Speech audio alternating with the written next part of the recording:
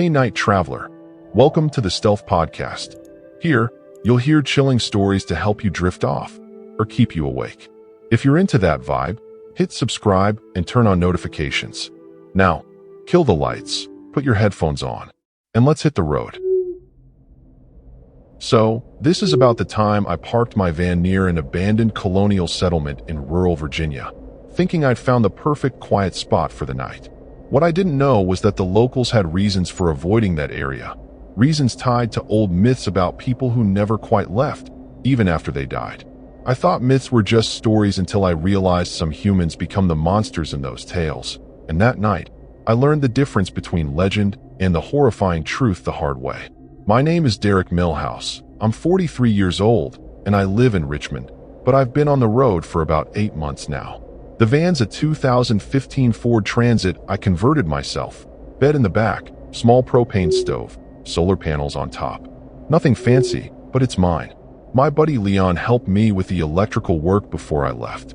He thought I was crazy for giving up my apartment, but after the divorce and losing my job at the printing company, staying in one place felt like suffocating. The road became my therapy, my escape, my new normal. I'd been exploring the back roads of Virginia for a week, hitting small towns and staying away from the usual tourist traps. That afternoon, I was running low on supplies and stopped in a place called Mercer's Hollow. Barely a town, really, just a gas station, a general store, and maybe 30 houses scattered around. The woman at the store, probably in her 60s with gray hair pulled tight in a bun, gave me a weird look when I mentioned I was heading toward the old Pritchard settlement ruins. "That's private land," she said, not meeting my eyes. "Nobody goes out there." I told her I was just passing through, looking for a quiet spot to park for the night. She rang up my groceries without another word, but I caught her glancing at me in that way people do when they know something you don't. The dirt road leading to the settlement was barely visible, overgrown with weeds and brambles scraping against the van's sides. I'd found it on an old map app that showed historical sites, and honestly, I was drawn to the idea of seeing something from the 1700s, even if it was just crumbling foundations. The sun was getting low, painting everything orange and purple, and I figured I'd set up camp near the ruins, take some photos in the morning, and move on. The clearing opened up suddenly, a flat area surrounded by thick woods, with the stone remnants of old buildings scattered around like broken teeth. There were 4 main structures, or what was left of them: walls without roofs, doorways leading to nothing, a well that looked deep and dark. It was eerie, sure, but also kind of beautiful in that melancholic way old ruins can be. I parked the van at the edge of the clearing, facing the dirt road so I could leave quickly if I needed to, a habit I'd developed over months of stealth camping. The place was dead silent, not even birds chirping, which struck me as odd but not necessarily scary. I've camped in plenty of quiet spots. I made myself a simple dinner, canned chili heated on the propane stove, and ate it sitting on the back bumper, watching the last light fade from the sky. That's when I noticed the markings. At first, I thought they were just old graffiti or maybe historical markers, but as I walked closer with my flashlight, I saw they were symbols carved into the stones, circles with lines through them, weird angular shapes that didn't look like any language I recognized. They were deep, deliberate, like someone had spent hours chiseling them in. The temperature dropped fast once the sun went down, and I mean really dropped. I could see my breath inside the van even with the windows closed. I'd planned to read for a bit before sleeping, but something about the atmosphere made me uneasy. Maybe it was the absolute silence, or maybe it was remembering the storewoman's face, but I locked both doors and pulled the curtains I'd installed over the windows. My phone had no signal out here, not surprising, but I'd downloaded some podcasts earlier. I put in my earbuds and tried to relax. That's when I heard it, a sound like dragging, something heavy being pulled across gravel, coming from somewhere outside near the ruins. I pulled out one earbud and listened. The dragging stopped, then started again, closer this time. My heart was pounding, and I told myself it was probably just an animal, a deer or something, but the rhythm was wrong, too deliberate, too measured, almost like footsteps but not quite. I stayed completely still in the van, barely breathing, listening to that dragging sound move around the clearing. It would stop for maybe 30 seconds, then start again from a different direction, like whatever was making it was circling the area.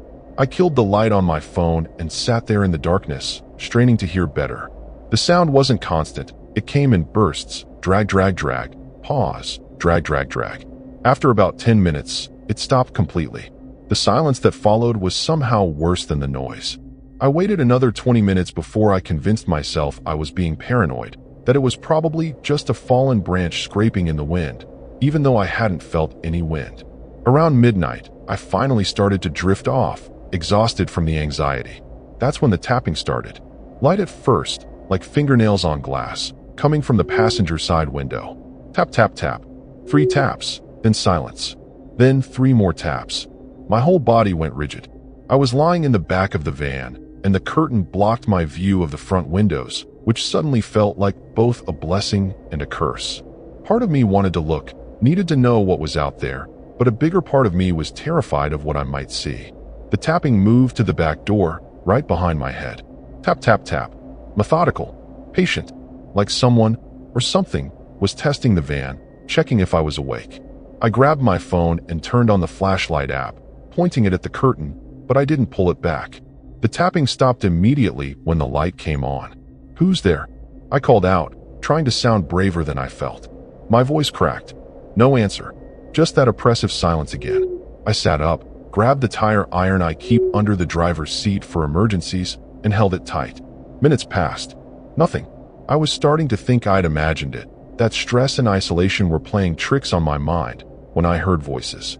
Not loud voices, but whispers, like several people having a conversation just outside the van, too quiet to make out individual words. The sound moved around the vehicle, sometimes on the left, sometimes on the right. Sometimes it seemed to come from underneath. I know how insane this sounds. I questioned my own sanity right then, but I swear I heard my name mixed in with those whispers. Derek. Clear as day. Just once. That's when I decided I was leaving. Myths and ruins be damned. I climbed into the driver's seat, key already in my shaking hand, ready to start the engine and get the hell out. But when I looked through the windshield, I froze. There were people standing at the edge of the clearing, maybe 6 or 7 of them, just barely visible in the moonlight. They were absolutely motionless, facing the van, spread out in a semicircle. I couldn't make out their faces or any real details, just silhouettes, but something about their posture was wrong. Too stiff, like mannequins. My hand hovered over the ignition, and I watched them, waiting for any movement. One of them raised an arm slowly, pointing directly at me. Then another did the same. Then another. All of them pointing, silent, unmoving except for those raised arms. I turned the key. The engine coughed, sputtered, and died. I tried again. Same thing. The van had been running perfectly all week, no issues whatsoever, and now it wouldn't start. Come on, come on, come on, I muttered, pumping the gas, turning the key again and again. The figures started moving closer, not walking exactly, but gliding almost, their feet seeming to barely touch the ground. That dragging sound started up again, louder now, coming from all directions. I was trapped. My breath was coming in short gasps, panic setting in hard. I grabbed my phone to call 911, forgetting there was no signal, and that's when I saw the time, 3:17 a.m. The witching hour had passed, but whatever was happening felt like it was just beginning. One of the figures reached the hood of the van, and in the faint moonlight, I finally saw its face, or where a face should have been. The face was human, but wrong in every way that mattered. The skin looked gray and waxy, stretched too tight over the bones, and the eyes were completely black, not just the pupils, but the entire eye, like someone had filled the sockets with ink. The mouth hung open slightly, and I could see that the teeth were filed down to points. This wasn't makeup or a mask. This was something that had been done to an actual person, and the horrifying part was that they were still alive, still moving, still staring at me with those empty black eyes. The figure pressed both palms against the windshield, and I heard a wet, sticky sound as its hands made contact with the glass. The other figures had surrounded the van now, all of them with those same nightmarish faces, all pressing against the windows and doors. I scrambled back into the rear of the van, my mind racing through impossible scenarios. Were these people part of some cult? Had I stumbled onto private property where something illegal was happening? The myths the store woman had hinted at suddenly felt very real and very present. In Virginia's colonial history, There were stories about settlers who'd gone missing, entire communities that had vanished without explanation. Some legends talked about people who'd made pacts with something dark in the woods, who'd given up their humanity for power or immortality or God knows what. I'd always thought those were just campfire stories, the kind of thing tourists ate up, but looking at those faces pressed against my windows, I wasn't so sure anymore. These people, if I could even call them that, looked like they'd been living in those ruins for centuries, surviving on something other than food and water. One of them started scratching at the driver's side window with its fingernails, and the sound was like nails on a chalkboard amplified 1,000 times. Long, deliberate scratches that left white marks on the glass. Another one was doing the same to the back door, and I realized with growing horror that they were trying to find a way in. They weren't just surrounding me, they were hunting me. I looked around frantically for anything I could use as a weapon beyond the tire iron. I had a knife in my camping supplies, a hatchet I used for firewood, and a flare gun I'd bought months ago but never used.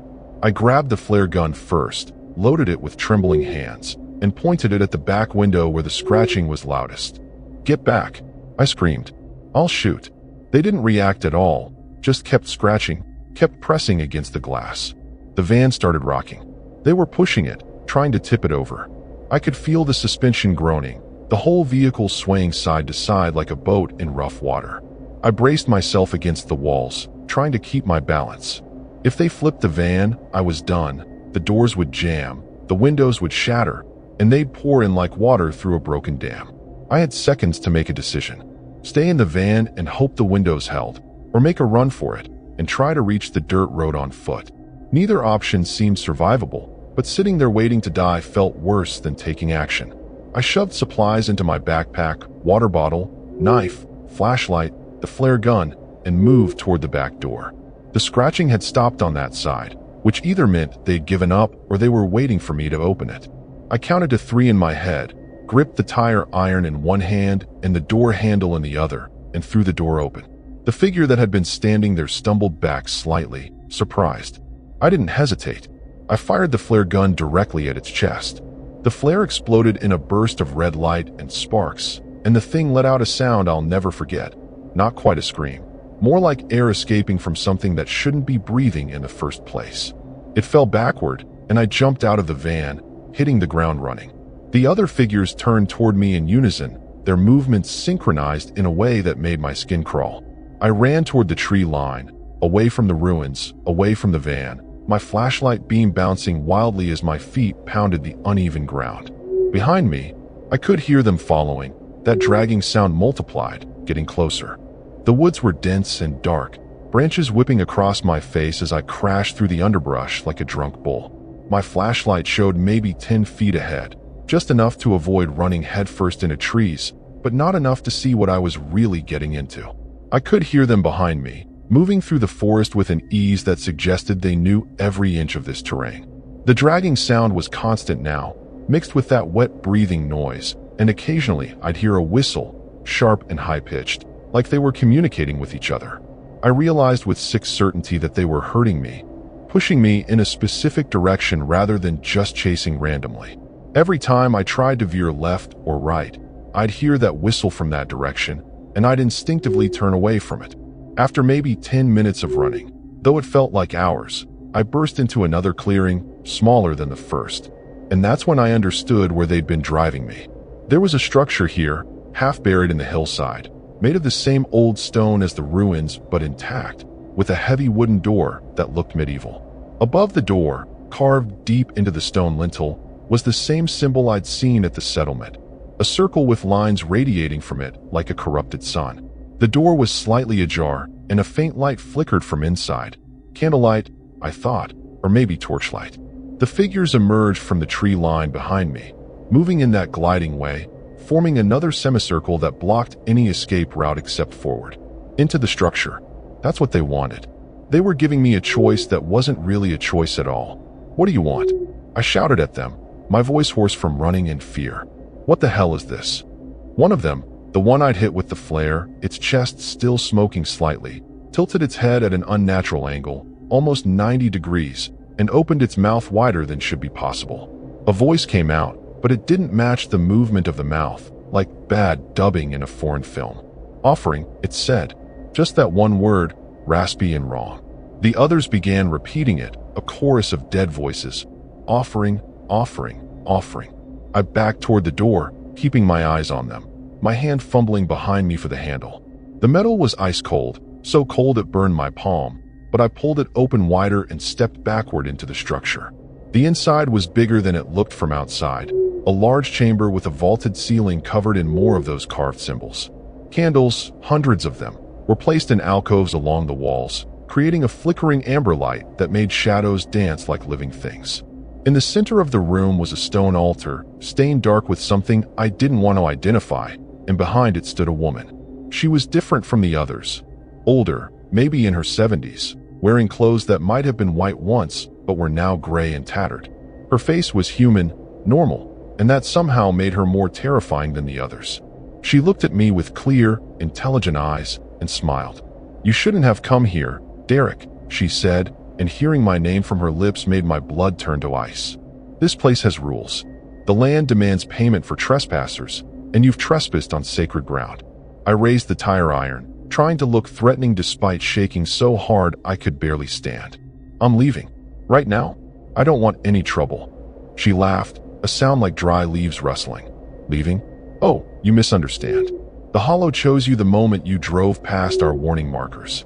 Did you think the woman at the store was being unfriendly? She was trying to save you. But you came anyway, drawn here like all the others before you." She gestured to the walls, and I noticed for the first time that there were things hanging there. Not just candles, but objects. Personal items. A wallet. A woman's purse. Car keys. A child's stuffed animal. Dozens of them, maybe hundreds, each representing someone who'd made the same mistake I had. The Pritchard settlement wasn't abandoned, she continued, moving around the altar toward me. It was transformed. We made a bargain with something old, something that was here before the colonies, before the tribes, before anything human walked this land. We gave it what it wanted, and in return, we've lived here for 300 years, unchanging, unaging, waiting in the spaces between myth and reality. I didn't wait to hear more. I turned and ran back toward the door, but it slammed shut before I could reach it, the boom echoing through the chamber like a gunshot. I pulled on the handle with everything I had, but it wouldn't budge. It was like trying to move a mountain. The woman's voice came from behind me, calm and patient. "The offering must be willing, Derek. That's the rule. You can fight, you can run, you can scream, but eventually you'll understand that there's no leaving this place. Not alive, not as you are now." I spun around, putting my back against the door, the tire iron raised. The figures from outside were filing into the chamber through passages I hadn't noticed before, emerging from the walls like they'd always been part of the stone itself. They formed a circle around me and the woman, blocking any escape route I might have found. "I'm not offering you anything," I said through clenched teeth. "You want me dead, you're going to have to take it." The woman shook her head sadly. "Dead? No. Death is too simple, too final.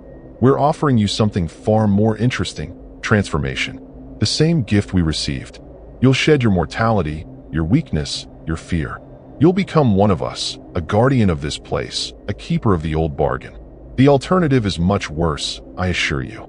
She snapped her fingers, and two of the figures grabbed my arms. Their grip was like iron, impossibly strong, and they dragged me toward the altar despite my struggles. I kicked and thrashed, connected with one of them hard enough that I heard something crack, but it didn't even flinch. They forced me down onto the stone, holding me flat, and the woman appeared above me holding something.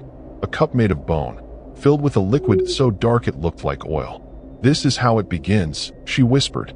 "One taste, and you'll start to change. Your eyes first, then your teeth, then everything else. The pain is extraordinary, I won't lie to you, but it passes. After a few days, you won't even remember being human. You'll only remember the hunger and the purpose." She brought the cup toward my mouth, and I clamped my lips shut, turning my head away. The figures holding me forced my jaw open with their fingers, prying with strength that made my bones creak. I could smell the liquid now, rot and copper and something worse, something that made my stomach heave. The rim of the cup touched my lips, and I felt the cold liquid about to pour into my mouth. In that moment, pure animal panic took over. I jerked my head forward and bit down on the woman's hand as hard as I could, my teeth breaking through her papery skin. She screamed and dropped the cup. It shattered on the floor, the dark liquid spreading across the stone and smoking where it touched, eating away at the rock like acid. The figures holding me loosened their grip for just a second, just long enough. I wrenched myself free, grabbed the hatchet from my backpack where it had fallen, and swung it wildly. I caught one of them in the shoulder, and instead of blood, something black and thick oozed out. They recoiled, not from pain but from surprise, and I used that moment to run. Not toward the door, that was sealed, but toward one of the passages they'd come from. I plunged into the darkness, my flashlight bobbing as I ran. The walls so narrow my shoulders scraped against stone on both sides. Behind me, I could hear them coming, their voices raised in that awful chant. Offering, offering, offering. The passage twisted and turned, sloping downward, and I realized I was descending deeper into the earth rather than escaping to the surface. But I had no choice. Going back meant the altar, the cup, the transformation into whatever those things were. The passage opened suddenly into a natural cave system, stalactites hanging from the ceiling like teeth, and I could hear water dripping somewhere in the darkness. My flashlight caught something ahead, another opening, smaller, but with moonlight streaming through. An exit. I scrambled toward it, scraping my knees and elbows on the rough stone, and squeezed through the gap. I emerged on a hillside maybe half a mile from where I'd left the van, gasping for air, my whole body shaking. Down below, I could see lights, the gas station, the general store, the tiny town of Mercer's Hollow. I ran toward those lights like they were salvation itself, not looking back, even when I heard the whistles echoing through the forest behind me. I reached the gas station just as the sun was starting to rise, stumbled through the door, and collapsed. The same woman from the store was there, and when she saw me, covered in dirt and blood and God knows what else, she just nodded slowly, like she'd been expecting this. "You made it out," she said quietly. "Not many do." I never went back for the van. I called Leon from a payphone, told him I'd had an accident and needed a ride, didn't explain further. 3 days later, I saw a news report about a van found burned to a shell near some historical ruins in rural Virginia, cause of fire undetermined. They never found any remains inside, and I never told anyone what really happened that night. Some places have rules, and some debts get paid in ways we can't understand. I broke those rules, and I'm lucky I walked away with just nightmares. The scars on my arms where they held me down never fully healed. They're still there, faint and white, reminding me that some horror stories aren't myths at all. They're warnings.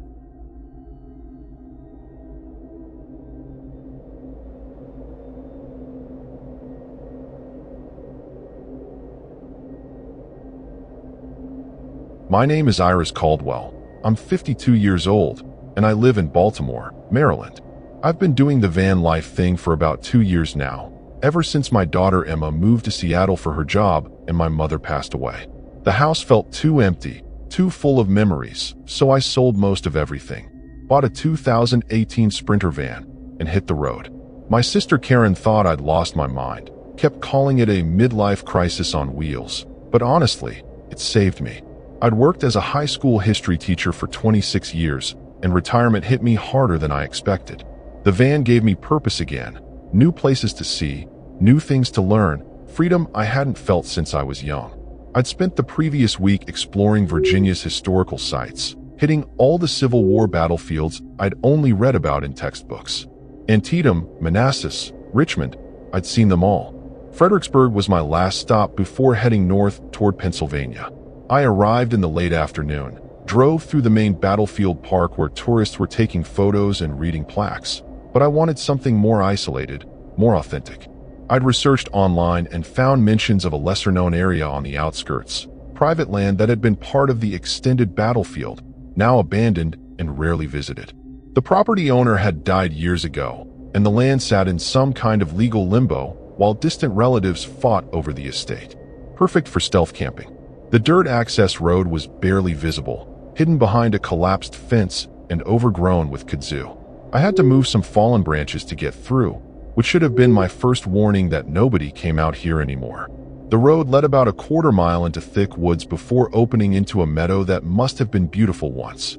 Now it was wild and unkempt, tall grass swaying in the evening breeze, with the ruins of an old farmhouse at the far end, just a chimney and part of one wall still standing. According to my research, this farmhouse had been used as a field hospital during the battle. Hundreds of men had died here, Union and Confederate both, their bodies buried in unmarked graves scattered throughout the property. I parked near the tree line, giving myself a view of both the meadow and the farmhouse ruins. It was peaceful in that melancholic way historical places can be, the kind of quiet that feels heavy with the past. I made myself dinner, nothing fancy, just pasta with canned sauce heated on my camp stove, and watched the sun set behind the ruins. The sky turned this incredible shade of purple and gold, and I took a few photos to send to Emma later when I had signal. That's when I noticed the tent. It was set up in the shadow of the farmhouse ruins, maybe 100 yards from where I'd parked, partially hidden by the tall grass. A small domed tent, dark green, with a tarp strung up beside it. I hadn't seen it when I first pulled in because of the angle and the fading light. My first thought was irritation. I'd come out here specifically to be alone, and now I had a neighbor. My second thought was curiosity about who else would camp in such an isolated spot. I grabbed my flashlight and walked across the meadow toward the tent, planning to introduce myself, maybe share some coffee, make sure we weren't bothering each other. As I got closer, I noticed things that made me uneasy. There was a lot of gear scattered around, not organized the way experienced campers usually keep things, but thrown around carelessly. Empty food cans, a dirty sleeping bag hanging from a tree branch, what looked like several pairs of boots lined up near the tent entrance. More boots than one person would need. And there was a smell, faint but distinct, unwashed bodies, old garbage, something sour that made my nose wrinkle. "Hello," I called out, stopping about 20 feet from the tent. "Anyone home?" "I'm camped over by the trees. Just wanted to say hi." No response. The tent flap was partially open, and I couldn't see any movement inside. I stood there for a full minute, listening, waiting for some kind of response. The evening had gone completely quiet. No birds, no insects, just the wind moving through the grass with a sound like whispers. Something felt off about the whole setup, but I couldn't put my finger on exactly what. Maybe it was just the isolation getting to me, or maybe it was the knowledge that I was standing on ground where people had suffered and died. Either way, I decided to head back to my van. If whoever owned that tent wanted to talk, they'd come find me. I turned to walk away, and that's when I heard the voice. "You shouldn't be here." I spun around. A man had emerged from behind the farmhouse ruins, not from the tent like I'd expected.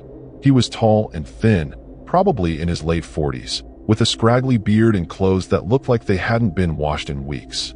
He carried a hunting rifle, not pointed at me, but held casually across his chest in a way that was clearly meant to be noticed. "I'm sorry," I said, keeping my voice friendly but firm. "I didn't realize anyone was camping here. I can move if this is your spot." He walked closer, and I got a better look at his face in the dimming light. His eyes were strange, too wide, too intense, like he hadn't slept in days. "This isn't camping," he said. "This is my property. My land. You're trespassing." I knew that wasn't true. I'd done my research, and this land belonged to some estate in probate. But I wasn't about to argue with an armed man in the middle of nowhere. "My mistake," I said, taking a step backward. "I'll pack up and leave right now." "No problem." He smiled, but it didn't reach those weird eyes. "Too late now. Sun's almost down. Dangerous to drive these roads in the dark. You might have an accident." The way he said accident made my skin crawl. It wasn't a warning. It was a threat wrapped in false concern. I calculated the distance back to my van. Maybe 70 yards across open ground. I was in decent shape for my age, but I couldn't outrun a bullet if he decided to use that rifle. "I'll be fine," I said, trying to sound casual. "I've driven in the dark before. Really, I appreciate the concern, but I should get going." He took another step closer, and I caught that smell again, stronger now, sweat and dirt and something else, something chemical and sharp. "You a history buff?" he asked, changing the subject abruptly. "That why you came out here? Want to see where the soldiers died?" I nodded, not trusting my voice. "I was a teacher. History teacher. Just passing through." "Teacher," he repeated, like he was tasting the word. "I bet you tell your students all about the glory of war, the bravery of soldiers, all that patriotic garbage." His voice had taken on an edge, angry and bitter. "You know what really happened here? They died screaming. Gangrene, infection, amputations without anesthesia. This farmhouse ran red with blood. The ground soaked it up like a sponge. Some people say you can still smell it when it rains. He wasn't wrong about the history. The medical conditions during the Civil War were barbaric, but the way he talked about it, with this sick fascination, made my stomach turn. That's all true, I said carefully. It was a terrible time. Anyway, I really should. He cut me off. You're not leaving. Not yet. I don't get visitors often, and when I do, I like to be hospitable. Come have coffee with me. I insist. It wasn't an invitation. The way his hand shifted on the rifle made that clear. I looked past him toward my van, mentally mapping out whether I could make a run for it, but he seemed to read my thoughts. Don't do anything stupid, he said softly. I'm a very good shot, and these woods are deep.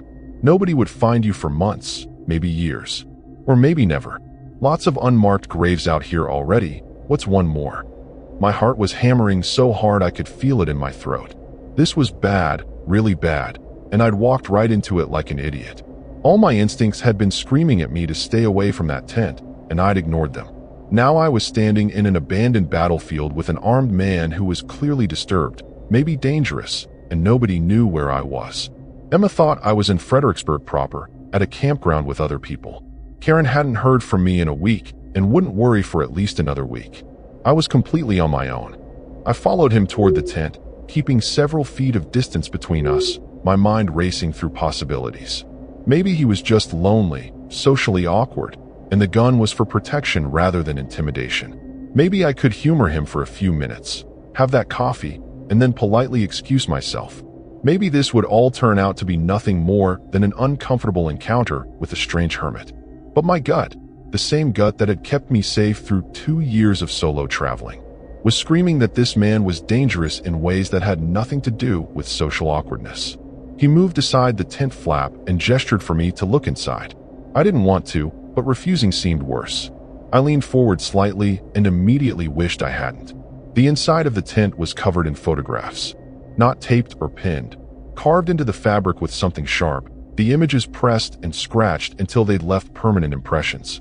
They were all of women. Different ages, different appearances, but all with the same terrified expression, all photographed in this same location.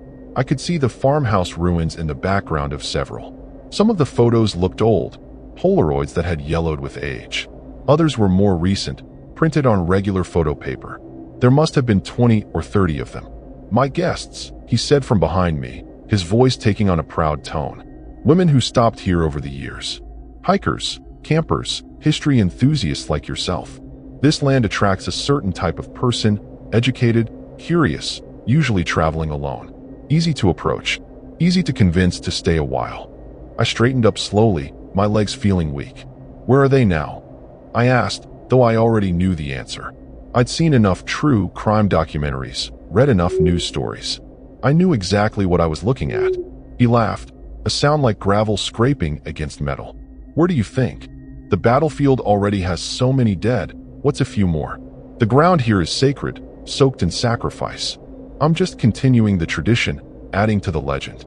People come looking for ghosts, for spirits of dead soldiers, but they never suspect the real danger is human, living, right in front of them.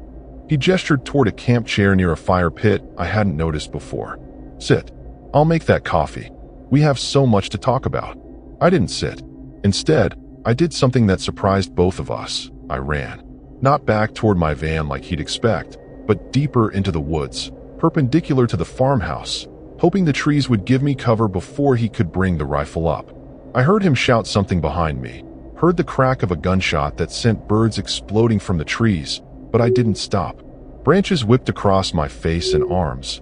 Roots tried to trip me, but I kept moving, zigzagging between trees, putting as much distance as possible between us. Another shot rang out, and I heard the bullet hit a tree somewhere to my left. He was firing blind, hoping to get lucky or scare me into stopping. Neither was going to happen. I crashed through the underbrush for what felt like forever, but was probably only a few minutes before I had to stop, gasping for breath, my lungs burning. I crouched behind a fallen log and listened. I could hear him moving through the woods, not running, but walking steadily, confidently. He knew these woods. I didn't. He had a gun and probably a flashlight. I had nothing. I'd left my backpack, my phone, everything back at the van. My only advantage was that darkness was falling fast, and in the thick forest, visibility was already down to maybe 10 feet. "Iris," he called out, his voice echoing through the trees. He knew my name. How did he know my name? Then I remembered my van. It had my name painted on the side, part of a stupid decoration I'd added months ago. Iris's Adventure Mobile. I'd thought it was cute at the time. Now it had given him information I desperately didn't want him to have. "You're making this harder than it needs to be, Iris," he shouted. "I respect that, actually. The ones who fight are more interesting. They last longer. But you need to understand, there's no escape. I've been hunting these woods for 15 years. I know every path, every hiding spot, every way out. You run, you just delay the inevitable. You hide, I'll find you eventually. Your best option is to come back. Talk to me. Let me explain how this works. Maybe you'll be different. Maybe you'll understand what I'm trying to achieve here." His footsteps were getting closer, leaves crunching under his boots, and I realized with horrible clarity that he was right about one thing. I had no idea where I was going. I'd run without thinking, without any plan, and now I was lost in the dark in unfamiliar woods with a serial killer tracking me like prey.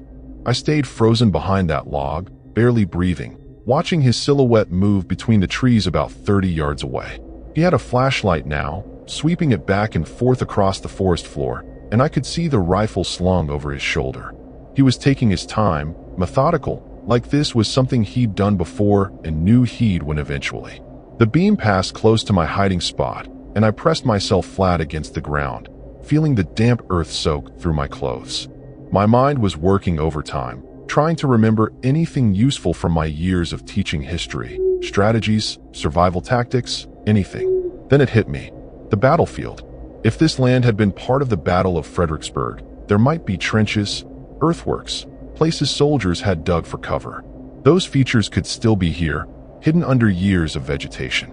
I waited until his flashlight beam moved away, then started crawling on my hands and knees, feeling ahead of me for any depression in the ground.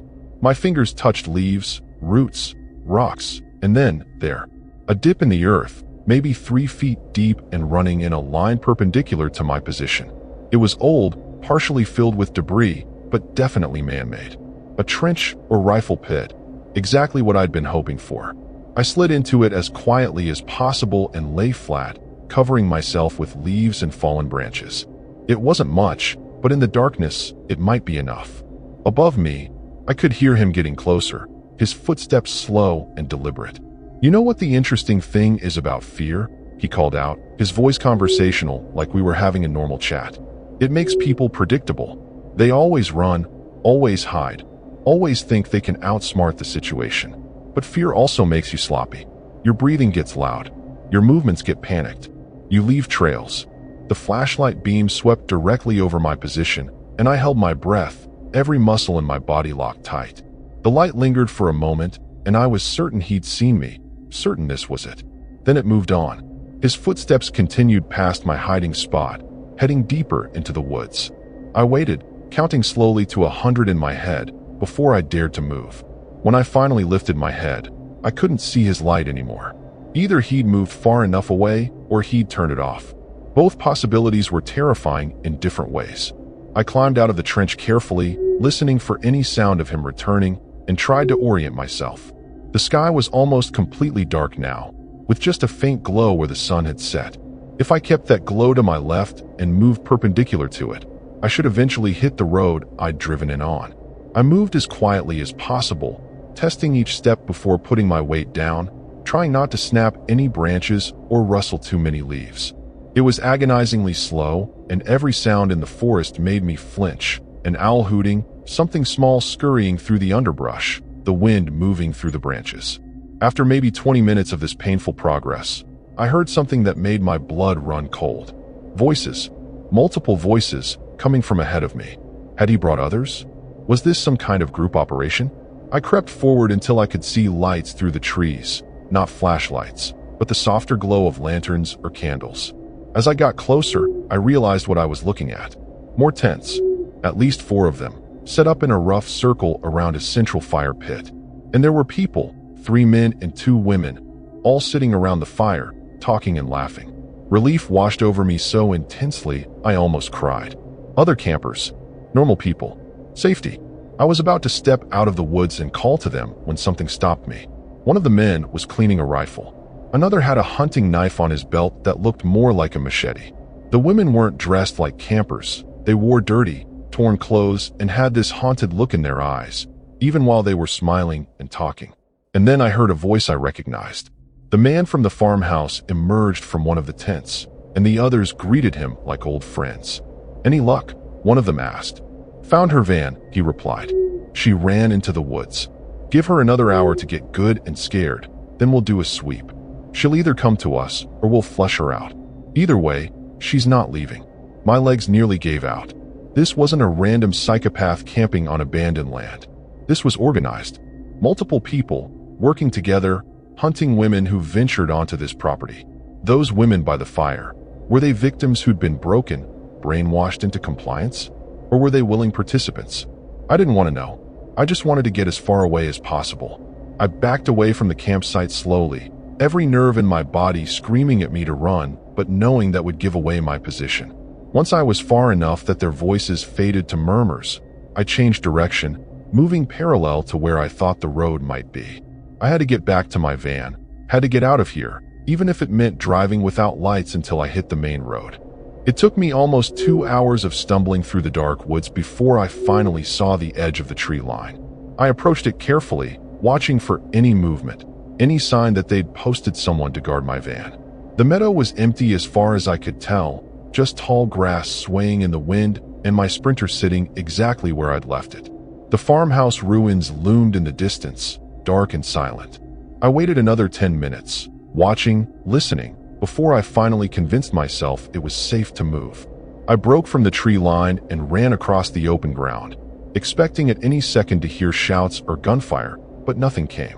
I reached the van and fumbled with my keys, my hands shaking so badly I dropped them twice before I got the door unlocked. I climbed into the driver's seat and immediately locked all the doors. My phone was sitting in the cup holder where I'd left it, still no signal. I turned the key in the ignition and the engine started immediately. Thank God, thank God, thank God. I didn't turn on the headlights, just put the van in gear and started driving back down the access road by moonlight alone, branches scraping against the sides, the suspension bouncing over ruts and rocks. It was insane and dangerous, but staying was more dangerous. I kept checking the rearview mirror, expecting to see lights following me, but the darkness behind remained empty. When I finally reached the main road, I flipped on the headlights and pressed the accelerator to the floor, not caring about speed limits or anything else except distance. I drove for 30 minutes straight before I felt safe enough to pull over at a gas station. My hands were still trembling as I picked up my phone and finally had signal. I called 911, and when the operator answered, everything came pouring out. The man with the rifle, the photographs in the tent, the other campers, the women who looked like prisoners. The operator stayed calm, asked me specific questions about the location, told me she was dispatching officers immediately. She kept me on the line until I saw the first police cruiser pull into the gas station parking lot, lights flashing. 2 officers got out, a younger guy and an older woman, and I told them everything again, showed them the scratches on my face and arms from running through the woods, gave them as much detail as I could remember about the location and the people I'd seen. They took it seriously, I'll give them that. Within an hour, there were multiple units heading toward that property, and they'd called in county sheriff's backup. They asked if I needed medical attention, and I said no, I just wanted to go home, wanted to be anywhere but Virginia. They told me I'd need to give a formal statement, that detectives would want to interview me, that this might be connected to several missing persons cases they've been investigating. I gave them my contact information and promised I'd cooperate fully with whatever they needed. Then I got back in my van and drove north, not stopping until I hit Maryland, until I was back in familiar territory where the roads had streetlights and other cars and civilization. The news came 3 days later. Police had raided the property and found evidence of at least 7 murders, skeletal remains buried in shallow graves throughout the woods, personal belongings, DNA evidence. They'd arrested 4 men and 2 women. The women had been victims initially, but had developed something called Stockholm Syndrome, eventually becoming accomplices to keep themselves alive. The man I'd encountered was named Robert Finch, and he'd been using that land as a hunting ground for almost 2 decades, ever since he'd inherited it from his father, who'd used it the same way. The property had been in their family since the Civil War, passed down through generations, and apparently the tradition of violence had been passed down too. Some of the remains they found were old enough that they might have belonged to victims from his father's time, or even earlier. I sold the van 2 weeks after that. Couldn't stand to look at it anymore. Couldn't stand the thought of parking somewhere isolated and spending the night alone. I moved back into a regular apartment in Baltimore, got a part-time job at a local library, tried to rebuild something resembling a normal life. Emma flew out to stay with me for a while, and Karen stopped making jokes about my choices. They both understood that something fundamental had changed in me. I still think about those women I saw by the fire, the ones who'd been broken so completely that they'd joined their captors. I think about the photographs in that tent, all those faces frozen in terror.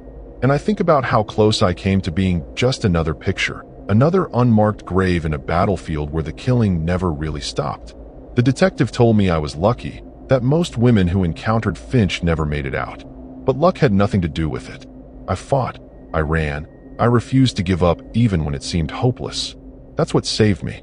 Not luck, survival instinct, and sheer stubborn refusal to become another victim in someone else's sick collection. Virginia holds its history close, buries its secrets deep, and sometimes those secrets are still hunting.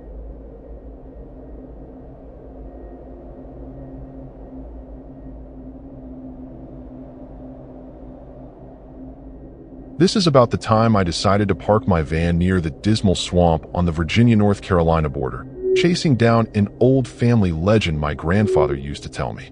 He swore there was something in that swamp that wasn't quite animal and wasn't quite human, something that had been there long before settlers arrived and would be there long after we were gone. I thought it was just folklore, the kind of scary story old people tell to keep kids from wandering into dangerous places.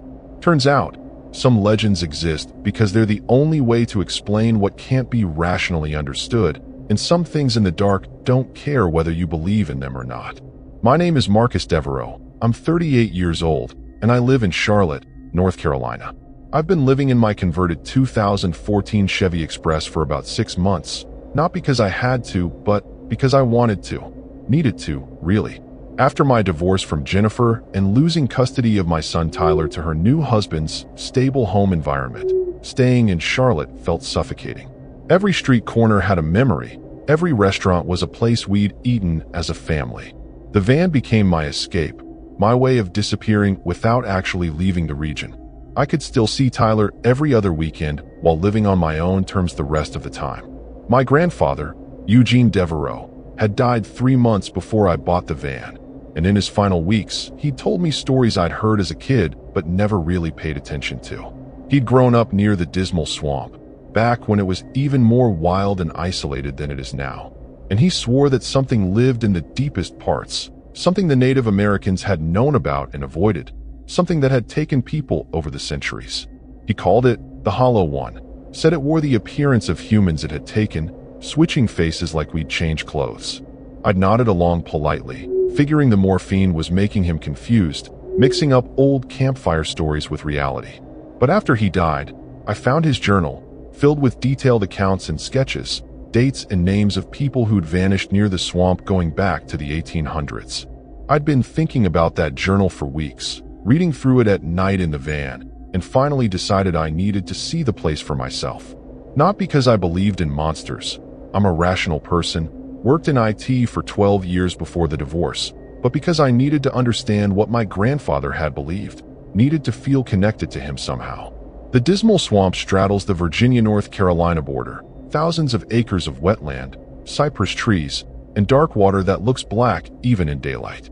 There's a wildlife refuge with marked trails and designated camping areas, but grandfather's journal mentioned a specific location off the beaten path, accessible only by an old logging road that hadn't been maintained in decades. I drove down from Charlotte early on a Tuesday morning, hit the refuge area around noon, and spent a few hours talking to the ranger station staff. They were friendly enough, gave me maps and warnings about staying on marked trails, mentioned that people got lost in the swamp every year and some were never found. It's easy to get turned around in there, the older ranger said, a woman in her 50s with sun-weathered skin. The water plays tricks with sound and distance. GPS doesn't work in a lot of areas. And there's wildlife, black bears, cottonmouths, alligators. You camping in the designated sites? I lied and said yes, knowing what I was planning wouldn't be approved. She looked at me skeptically but didn't push it. The logging road grandfather mentioned took me another hour to find, hidden behind overgrowth and barely recognizable as a road anymore. I had to drive slow, maybe 5 miles per hour, navigating around fallen trees and washouts, the van suspension groaning over roots and rocks. The forest got denser as I went deeper, cypress trees rising like cathedral columns on both sides, their branches creating a canopy so thick it blocked most of the sunlight. Spanish moss hung everywhere, gray and ghostly, moving in air currents I couldn't feel. After about 3 miles, the road ended at a small clearing next to a pond of black water maybe 50 yards across. This was the place. I recognized it from grandfather's sketches, the distinctive dead cypress tree leaning over the water at a 45-degree angle, the way the clearing formed almost a perfect circle. I parked the van facing back toward the logging road. Always leave yourself an exit. That was a lesson I'd learned early in van life, and stepped out into the humid air. The temperature must have been in the low 80s, but the swamp made it feel hotter, the moisture clinging to everything like a wet blanket. The smell hit me immediately, decay and stagnant water and vegetation rotting in the heat, mixed with something else I couldn't identify, something almost sweet but wrong, like fruit left to spoil. The silence was unnatural. No birds singing, no insects buzzing, just the occasional plop of something dropping into the water. I stood there listening for a full minute, and that quiet started to feel oppressive, heavy, like the swamp itself was holding its breath. I pulled out grandfather's journal and flipped to the entry about this location. He'd written, "The clearing is where it waits. The water serves as a mirror, showing what it wants you to see. Don't trust your eyes after dark. Don't trust voices calling your name. Above all, don't let it see you watching it change." I'd read that passage a dozen times and still didn't know what it meant, but standing there in that oppressive silence, I felt the first real flicker of unease. Maybe coming here alone hadn't been the smartest decision. I walked around the clearing, examining the area, taking photos on my phone while I still had a weak signal. There were markings on some of the trees, old carvings, weathered almost smooth but still visible. They looked like the warnings grandfather had sketched, circles with X's through them, symbols that predated any European settlement. I spent the afternoon setting up camp, trying to keep busy and ignore the growing feeling that I was being watched. I arranged my sleeping setup in the van, organized my supplies, collected some dry wood for a fire even though the heat didn't really warrant one. As evening approached, the swamp started to wake up. Frogs began their chorus, insects emerged in clouds, and I finally heard birds. Night birds with calls that sounded almost human, somewhere between a cry and a laugh. The temperature dropped maybe 10 degrees, and mist started forming over the black water, rising up like the swamp was exhaling. I built my fire near the water's edge and sat on a folding chair, watching darkness swallow the clearing. That's when I saw her. A woman, maybe in her 30s, wearing a dirty white dress that looked antique, standing on the opposite side of the pond. She wasn't there, and then she was, like she'd materialized out of the mist. My heart jumped, and I stood up quickly, nearly knocking over my chair. "Hello," I called out. "Are you okay? Are you lost?" She didn't respond, just stood there perfectly still, staring at me across the water. In the firelight and gathering darkness, I couldn't make out her features clearly, but something about her posture seemed wrong, too rigid, like a mannequin. I grabbed my flashlight and pointed it at her, and in that moment when the beam caught her face, I saw something that made my breath catch. Her eyes were completely black, no whites at all, and her mouth was open slightly, too wide, the jaw hanging at an angle that wasn't quite human. I blinked, and she was gone, just vanished. The flashlight beam showed only mist and cypress trees, and that dead tree leaning over the water. "What the hell?" I muttered, my hands shaking slightly as I lowered the flashlight. Trick of the light, I told myself. Mist and shadows and my imagination working overtime because of grandfather's stories. I was psyching myself out, seeing things that weren't there. But my rational explanation didn't stop my heart from racing or my instincts from screaming at me to get in the van and leave. I forced myself to sit back down, to breathe slowly, to think clearly. I'd driven 3 hours to get here. I wasn't going to run away because of a weird shadow and an overactive imagination. I pulled grandfather's journal out again and reread his entries by firelight, looking for any practical advice beyond the cryptic warnings. One entry caught my attention that I'd skimmed over before. It studies people before it takes them. Sometimes for hours, sometimes for days. It learns their mannerisms, their voices, the way they move. The mimicry is never perfect. There's always something slightly off, something that triggers your survival instinct if you're paying attention. Trust that instinct. The moment you feel wrong about someone familiar, run. I looked up from the journal toward the black water, and my blood went cold. The woman was back, but closer now, standing at the edge of the pond on my side, maybe 20 feet away. And she wasn't alone. There were 2 more figures behind her, a man in old-fashioned clothing and what looked like a child, both standing motionless in the mist. I jumped to my feet, and this time I didn't call out. Every instinct grandfather had written about was firing, telling me these weren't people, weren't anything I should engage with. The woman took a step toward me, and her movement was all wrong. Jerky, like stop-motion animation, her limbs bending at angles that didn't match human joints. The man and child moved too, in perfect synchronization, matching her steps exactly. I backed toward the van, keeping my eyes on them, my hand fumbling behind me for the door handle. The woman's mouth opened wider, impossibly wide, and a sound came out that made my skin crawl, my grandfather's voice, raspy and weak like it had been in his final days. "Marcus, boy, come closer. I have more to tell you. More secrets about the swamp. You're not real," I said, my voice barely above a whisper. "You're not him." The figure that looked like a child laughed, but the sound was deep and resonant, nothing like a child's laugh, and I realized all 3 of them were making the same sound simultaneously, their mouths moving in perfect unison. I got the van door open and practically threw myself inside, slamming it shut and hitting the lock button. Through the window, I watched them standing there, still motionless except for their heads, which all turned in unison to track my movement. Then, as I watched in horror, they started to change. Their forms flickered like bad television reception, shifting between different appearances, other people, other faces, men and women and children I didn't recognize, cycling through them rapidly like a slideshow. I turned the key in the ignition, and the engine turned over once, twice, then died. "No, no, no," I muttered, trying again. The same thing happened. The van had been running perfectly all day, and now it was dead. Through the windshield, I could see the 3 figures had moved closer, standing just beyond the fire's light, and there were more of them now, at least a dozen shadowy forms arranged in a semicircle around my van.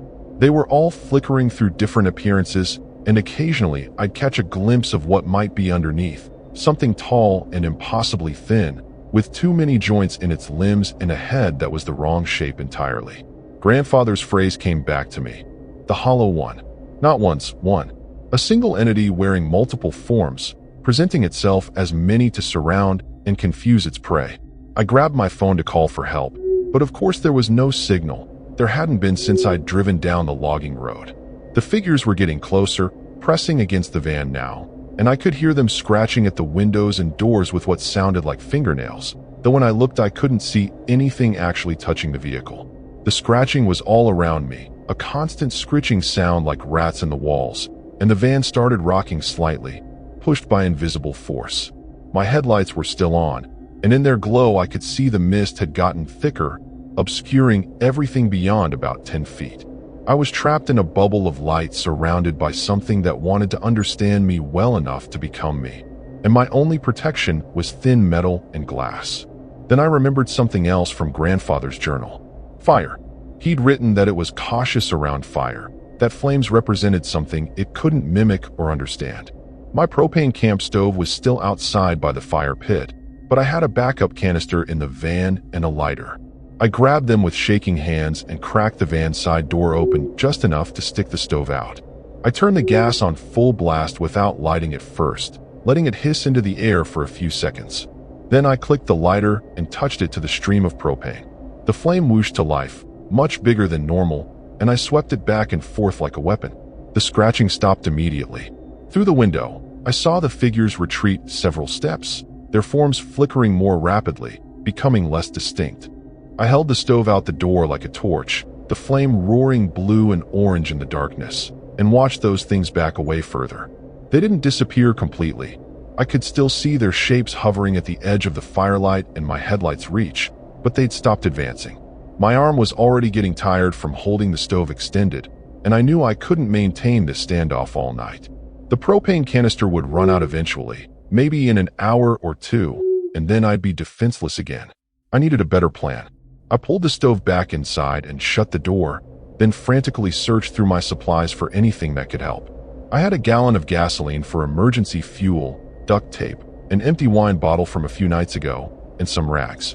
The pieces came together in my head. A Molotov cocktail, crude but effective. I worked quickly, ripping a rag into strips, stuffing one into the bottle's neck, filling it about halfway with gasoline. The fumes made my eyes water in the confined space of the van, but I didn't care. I made 2 more bottles the same way, using all the gasoline I had. If this didn't work, I was out of options anyway. I tucked the lighter into my pocket, grabbed all 3 bottles, and took a deep breath. This was insane. I was about to throw firebombs at something that might not even be fully physical, based on the paranoid writings of my dead grandfather. But sitting here waiting for whatever was going to happen next felt worse than taking action, even stupid action. I opened the side door fast and threw the first bottle as hard as I could toward the nearest cluster of figures. It arced through the air, trailing its rag fuse, and smashed against a tree trunk. Fire exploded outward, spreading across the wet ground in a pool of burning gasoline, and the screaming started. It wasn't human screaming. It was multiple voices layered on top of each other, men and women and children, and something else underneath that sounded like metal scraping stone. The figures caught in the flames flickered violently, their forms becoming less and less human, revealing glimpses of that wrongness underneath. I lit and threw the second bottle toward the opposite side, creating another barrier of fire. The screaming intensified, became almost deafening, and I could see the shapes retreating toward the black water. But they weren't giving up. As I watched, the water itself began to move, ripples spreading from the center of the pond outward, and something large started to rise from the depths. It broke the surface slowly. First what might have been a head, though it was too large and the wrong shape, then shoulders that were too broad, too angular. The thing kept rising, water streaming off it, and I realized with sick horror that it was standing up from the bottom of the pond, which meant it had been down there the whole time. Maybe it had been there for decades or centuries, waiting. It was easily 10 feet tall, impossibly thin, its limbs like twisted branches, and its surface seemed to shift and crawl with those stolen faces, dozens of them appearing and disappearing across its body like projections on a screen. I threw my last bottle directly at it. The firebomb hit center mass and exploded, flames spreading across whatever served as its skin, and the screaming reached a pitch that made my ears ring. But fire alone wasn't enough. The thing kept coming, walking through the flames toward my van, each step deliberate and purposeful. I jumped back into the driver's seat and turned the key, praying to every god I could think of that the engine would start this time. It coughed once, twice, and roared to life. I didn't question it, didn't hesitate, just slammed the van into gear and hit the accelerator. The van lurched forward, crashing through some small saplings at the clearing's edge, and I aimed it back toward where I remembered the logging road being. Driving through the swamp at night without a clear road was suicide, but staying was certain death. The van bounced and crashed over roots and through brush, my headlights showing only mist and trees rushing toward me. Behind, I could see fire spreading through the clearing. I'd started a swamp fire, probably would bring the whole Forest Service down on this area, but I didn't care. In the rearview mirror, I caught glimpses of that tall figure following, moving between trees with impossible speed, getting closer. A branch smashed through the passenger window, showering glass across the seats, and something that might have been a hand reached through, fingers too long and joints bending the wrong way. I swerved hard to the right, scraping the van against a large cypress tree, and the hand withdrew with a sound like tearing fabric. I kept driving blind, branches scraping both sides of the van, the suspension screaming over obstacles I couldn't see in time to avoid.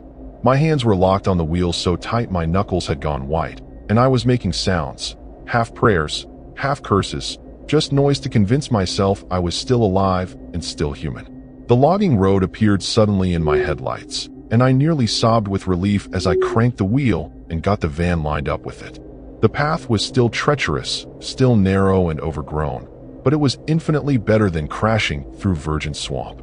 I pushed the accelerator down as far as I dared, the speedometer climbing to 20, then 30 miles per hour, way too fast for the conditions, but not nearly fast enough to feel safe.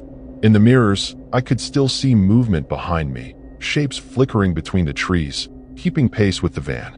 The thing, whatever it was, the hollow one, the creature from grandfather's warnings, hadn't given up. It was hunting me, tracking me, and I had this horrible certainty that it wouldn't stop until I was either dead or so far from its territory that I no longer mattered. The logging road seemed longer than it had on the way in, stretching endlessly through the darkness, and I started to panic that maybe I'd taken a wrong turn, that I was driving deeper into the swamp instead of out. Then I saw it.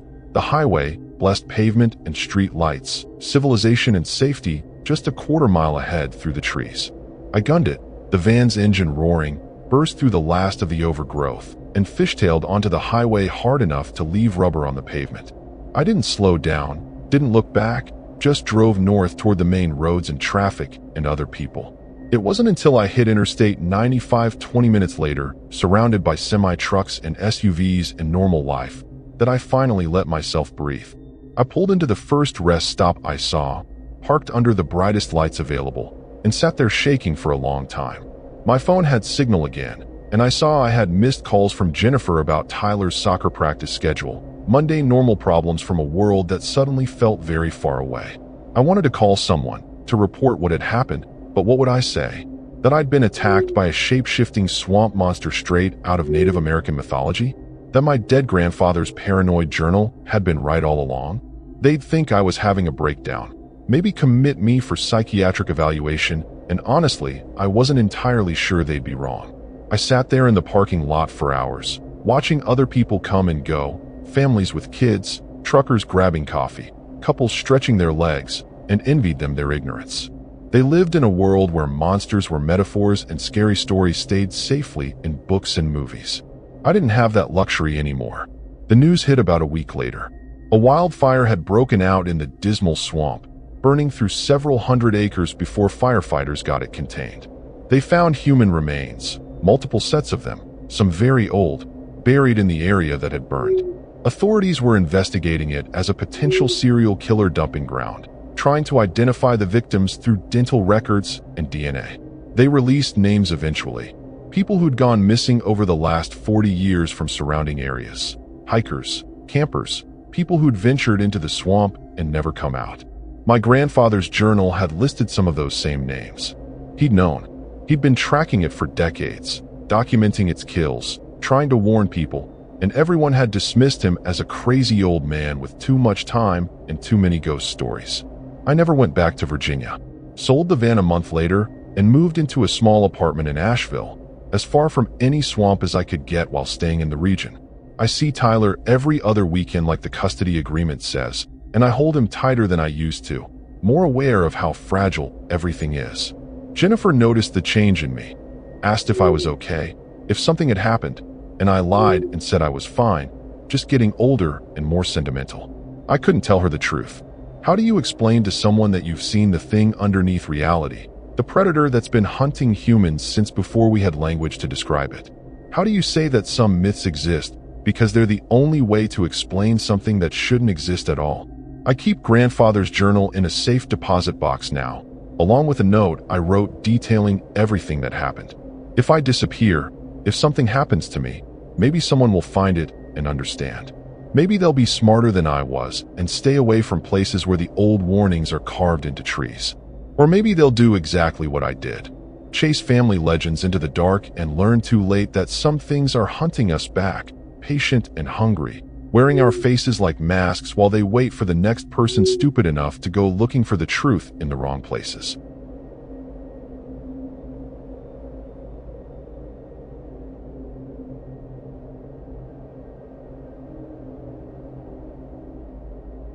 So, this is about the time I decided to park my van near an abandoned coal mining town in Virginia, thinking I'd found the perfect hidden spot. What started as a peaceful night turned into something I still can't fully explain. An encounter with people who shouldn't have existed, practicing rituals that belonged in nightmares, all connected to an old Appalachian myth I wish I'd never learned about. My name is Garrett Holloway. I'm 43 years old, and I live in Asheville, North Carolina. I've been doing the van life thing for about 3 years now, sold my house, quit my corporate job, converted a 2015 Ford Transit into my rolling home. My buddy Marcus, who's 47 and still works his 9-to-5 in Charlotte, thinks I'm crazy. "You're living like a damn hobo," he'd say every time we talked on the phone. But honestly, best decision I ever made. I work remotely as a freelance graphic designer, so as long as I've got my laptop and decent cell service, I'm golden. The freedom is unreal.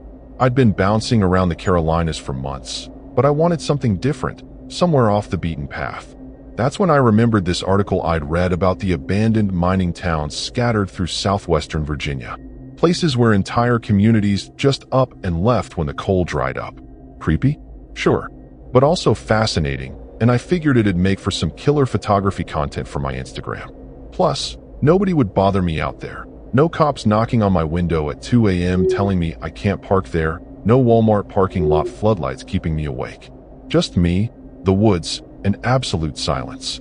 I crossed into Virginia on a Tuesday afternoon, the mountains rising up around me like jagged teeth against a gray sky. The GPS kept losing signal as I drove deeper into Buchanan County, following a two-lane road that got narrower and more cracked with every mile. I passed through a couple of actual ghost towns, buildings with caved-in roofs, rusted mining equipment scattered around like giant metal skeletons, not a soul in sight. It was disturbing in that beautiful, haunting way that makes your skin prickle but keeps you moving forward anyway. I'd planned to meet up with Sarah, this woman I'd connected with on a Vanlife forum who lived in Bristol, Virginia. She'd given me tips about good spots to park, places with cell service, that sort of thing. But she'd specifically told me, stay away from Kale Hollow. Locals don't even go near that place. Naturally, that's exactly where I was headed. By the time I found the turnoff to Kale Hollow, the sun was already dropping behind the mountains, painting everything in shades of orange and deep purple. The road, if you could even call it that, was barely more than 2 ruts carved through the underbrush, branches scraping against my van like fingernails on a chalkboard. I drove maybe half a mile in before I found a small clearing next to what looked like the remnants of an old company store, its wooden walls weathered to the color of ash. The building had this massive hole in the side, and through it I could see the skeletal remains of shelving units. Perfect. Remote, atmospheric, and completely isolated. I parked the van, cut the engine, and just sat there for a moment, listening to the forest settle around me. The silence was thick, almost tangible. No birds, no insects, nothing. Just the cooling tick of my engine and the whisper of wind through the trees. I remember thinking it was weird, that absence of sound, but I shrugged it off. Sometimes the woods just get quiet, right? I had no idea how wrong I was about that.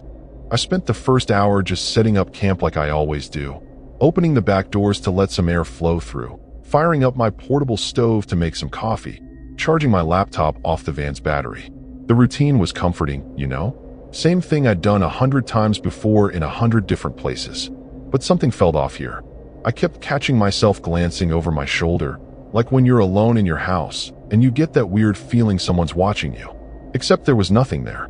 Just trees, shadows getting longer, and that damn abandoned store with its gaping hole staring at me like an empty eye socket. I tried to shake it off, told myself I was just psyching myself out because Sarah had made such a big deal about avoiding this place. I pulled out my phone to text Marcus, maybe tell him about this creepy spot I'd found. But of course, no signal. Not even one bar. Great. As darkness rolled in proper, I noticed something strange about the clearing. There were these patterns in the dirt, like paths worn smooth by foot traffic, all converging on a spot about 50 yards from where I'd parked. At first I thought maybe it was just where water runoff had carved channels during rainstorms, but the more I looked, the less sense that made. These were too deliberate, too evenly spaced. They formed this sort of spiral pattern, and right in the center was a depression in the ground, circular, maybe 8 feet across, filled with what looked like charred wood and ash. An old fire pit, probably, except something about it made my stomach clench. The ash looked fresh, And when I walked closer, against my better judgment, I might add, I could smell it. Not the normal campfire smell, but something acrid and wrong, like burning hair mixed with spoiled meat. I'm not gonna lie, that's when the scary feeling really started creeping in, that prickle at the back of your neck that tells you you're in the wrong place. I went back to my van and locked the doors, which I almost never do when I'm camped out in the middle of nowhere. But tonight, yeah, I locked them. I heated up some canned soup for dinner, trying to focus on my laptop, editing some client work, but I couldn't concentrate. Every little sound made me jump. The creak of a tree branch, the rustle of leaves, even the settling of my own van as the metal cooled in the night air. Around 9 o'clock, I heard the first footsteps. Not animal footsteps, human footsteps. Slow, deliberate, crunching through the underbrush somewhere beyond my line of sight. I froze with my spoon halfway to my mouth, soup dripping back into the bowl. The footsteps circled my position, staying just far enough away that I couldn't see who, or what, was making them. Then they stopped. Complete silence again, even more disturbing than before. I sat there in the dark. I turned off my interior lights, straining to hear anything, my heart hammering so hard I could feel it in my throat. Minutes passed. Maybe 10, maybe 20, I lost track. Then I heard voices. Low, murmuring, coming from the direction of that spiral pattern in the fire pit. I couldn't make out words, just this rhythmic cadence, like chanting or prayer, multiple voices overlapping in this unsettling harmony. Against every instinct screaming at me to stay in the van, to start the engine and get the hell out of there, I crept to the back doors and peered through the small window. What I saw made my blood turn to ice. There were people, at least a dozen of them, standing around the fire pit. But they weren't normal people, not exactly. They were too pale, their skin almost luminescent in the moonlight, and they moved in this weird, jerky way, like puppets being controlled by an amateur. They'd lit a fire in the pit, and the flames were wrong. Too blue, too bright, casting shadows that seemed to move independently of the people making them. The figures wore simple clothes, like old mining outfits from a century ago, and they were arranging things around the fire. Objects I couldn't quite make out from this distance, but the way they handled them, so carefully, so reverently, filled me with this deep, primal dread. This wasn't some weird reenactment group. This wasn't teenagers playing around. This was something ancient and horrifying, something that belonged in myths and legends, not in a clearing in Virginia where I'd stupidly decided to park my van. One of the figures turned slowly in my direction, and even from 50 yards away, I could see its face, or rather, the absence of features where a face should be. Just smooth, pale skin stretched over a skull-like structure. That's when I realized I might not make it through the night. I ducked down below the window so fast I cracked my knee against the van's metal frame, biting back a yelp of pain. My hands were shaking so bad I could barely grip anything. Every horror movie I'd ever seen flashed through my mind. All those scenes where the idiot protagonist makes some stupid decision and gets himself killed. Well, I wasn't about to be that idiot.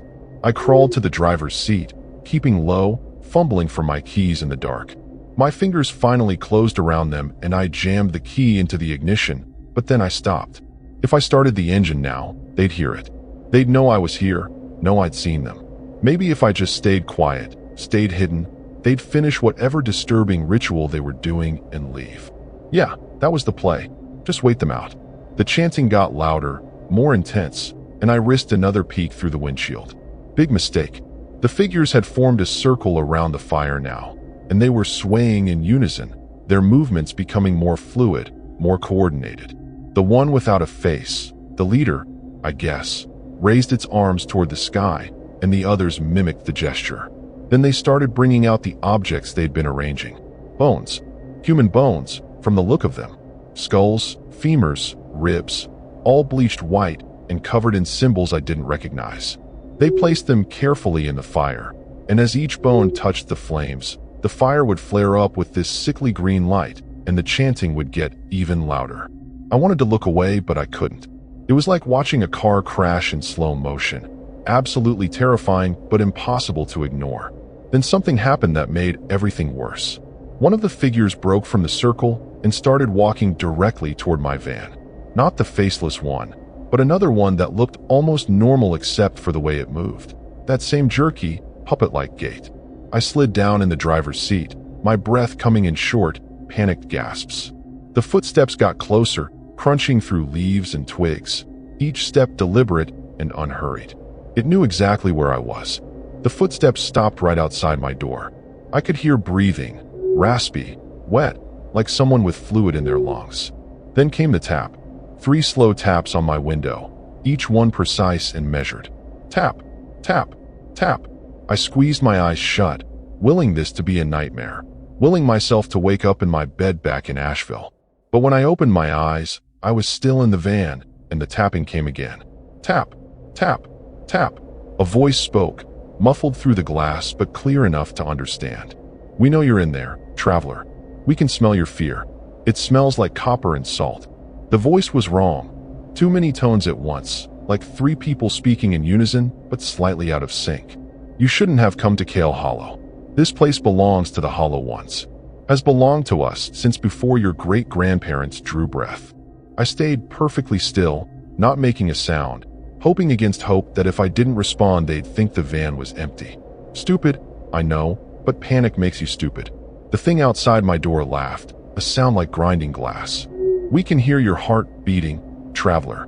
Boom, boom, boom, boom. So fast, so frightened. The elder wants to meet you. Come out and join the circle. It's been so long since we've had a visitor." My hand slowly reached for the ignition again. Screw stealth, screw waiting them out. I needed to leave right now. But before my fingers touched the key, the van lurched violently to one side. They were lifting it. Multiple hands gripping the frame, tilting my home, my sanctuary, like it weighed nothing. I heard metal groaning, felt myself sliding toward the passenger side as the van tipped further and further. The figure outside my door pressed its face against the window, and I finally got a good look at it. Its eyes were completely white, no pupils, no iris, just milky orbs that somehow still saw everything. Its skin had this waxy quality, like a corpse that had been preserved but not quite well enough. And its mouth, God, its mouth, was too wide, stretching from ear to ear, filled with teeth that looked filed to points. "Come out and play," it whispered, and the van tipped even further. The van crashed back down onto all 4 wheels with a bone-jarring thud that sent everything inside flying. My laptop hit the floor, my coffee mug shattered, and I smacked my head against the doorframe hard enough to see stars. But that jolt of pain snapped me out of my frozen panic. I twisted the key in the ignition and the engine roared to life, headlights blazing across the clearing and illuminating the whole nightmare scene in front of me. There were way more than a dozen of them now, maybe 30 or 40 of these Hollow Ones, all turning in unison to face my van, their pale faces reflecting the headlights like a bunch of demonic mirrors. The faceless leader stood in the center, arms still raised, and even without eyes I could feel it staring at me with pure, ancient hatred. I slammed the van into reverse and floored it, tires spinning in the dirt before finally catching traction. The figures rushed toward me, moving faster than anything human should move, their arms outstretched and those horrible mouths open in silent screams. I cranked the wheel hard, nearly flipping the van as I spun around, then shifted into drive and punched it toward the dirt road I'd come in on. Branches exploded against my windshield as I crashed through the underbrush, barely staying on the path, my headlights bouncing crazily as the van bucked over roots and rocks. In my rearview mirror, I could see them chasing me, running on all 4s now like animals, keeping pace with my van even though I was doing 30 miles an hour on this terrible excuse for a road. One of them leaped onto my roof with a metallic thud, and I swerved violently left and right, trying to shake it off. The thing on my roof started clawing at the metal, and I could hear the screech of nails or claws, or whatever the hell they had, tearing through the paint and scraping against the frame. My whole van was shaking from the impacts, and I was certain at any moment the roof would tear open and that thing would drop inside with me. I spotted a low-hanging branch ahead and made a split-second decision, aiming straight for it. The branch caught the creature square in the chest with a wet crunch and swept it off my roof. I glanced in the mirror just long enough to see it tumble into the mass of followers behind me, and then I focused on driving, both hands gripping the wheel so tight my knuckles had gone white. The dirt road seemed to go on forever, twisting through the woods like a snake, and behind me the Hollow Ones kept coming, relentless and terrifying. Finally, I burst out onto the paved two-lane road, my tires squealing as I fishtailed onto the asphalt. I didn't slow down, didn't even think about slowing down, just kept my foot pressed to the floor as the van shuddered and groaned. The engine was making this horrible grinding noise, probably damaged from the rough terrain, but I didn't care. I watched my rearview mirror, waiting for those pale figures to come pouring out of the woods onto the road. But they didn't. They stopped right at the tree line, all clustered together, watching me escape. It was like they couldn't, or wouldn't, leave the boundaries of Kale Hollow. The faceless leader stood at the front of the pack, and even from a quarter-mile away I could feel its rage, its frustration that I'd gotten away. Then it raised one arm and pointed at me, a gesture that felt less like a threat and more like a promise. Like it was saying, "We'll see you again." I drove for 2 hours straight, not stopping until I hit the lights of a small town called Grundy. My hands were still shaking when I finally pulled into a gas station, the fluorescent lights so bright and normal and beautiful I almost cried. I checked myself in the mirror. I had a nasty bruise forming on my forehead, some scratches on my arms from where I'd been thrown around inside the van, but otherwise I was intact. The van's roof had deep gouges in it, for parallel lines scraped through the metal like evidence of what I'd just survived. I tried calling Marcus, but my phone was still dead, no signal back in Kale Hollow, meaning it had never charged properly.